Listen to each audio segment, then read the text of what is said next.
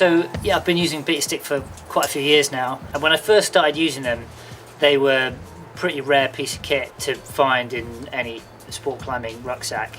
But over the years, they've become more and more popular for good reason. And these days, you can go to pretty much any sport climbing crag around the world, and you'll most likely see a BetaStick involved somewhere.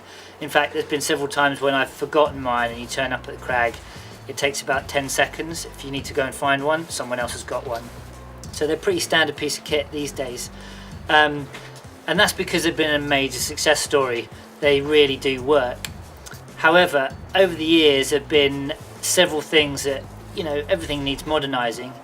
And what Beta have come up with now is the BetaStick Evo, which is a definite step up from what went before.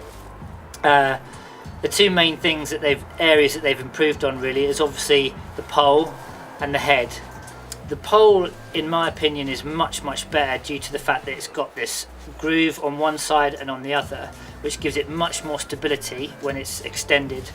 And it also stops it twisting, which is occasionally a problem on the older model. There's absolutely no way that it can twist now.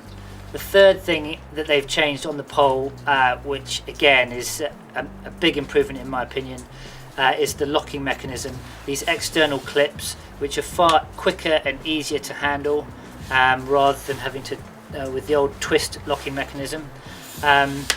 These have much more durability and stability. So the head looks very similar to the original one, but there are a few slight changes which vastly improves the functionality of this one compared to the old one. Not only can you place quick draws remotely, but you can now retrieve your rope much easier with this little hook feature. You can remove quick draws from bolts remotely, and you can also lasso clip. Lastly, there's this little eyelet here, so you can clip it to your harness with a carabiner or a quick draw. Which means the heavy end is hanging downwards and it's much more stable hanging on your harness, and there's no way that it can flip out. There's a couple of other little small changes which are subtle but really do improve how it works. The cradle where the carabiner sits, they've changed the shape of it slightly to make it slightly deeper and slightly more of a V shape.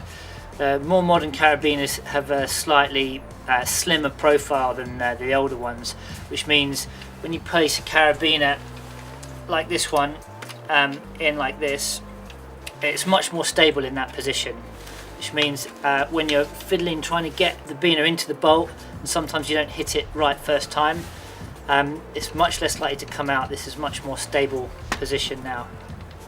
As well as that, the gate trap, this wire mechanism here, now you can engage it in two different positions for different size quick draws or carabiners. So standard size quick draw like this, when you place that in, locks completely fine. But with a smaller carabiner like this, you tend to need the gate trap slightly further down. So in one quick easy action you can push it down, open it up like that to the lower position, and then place your smaller carabiner in there and open it up there. Easy as 1, 2, 3.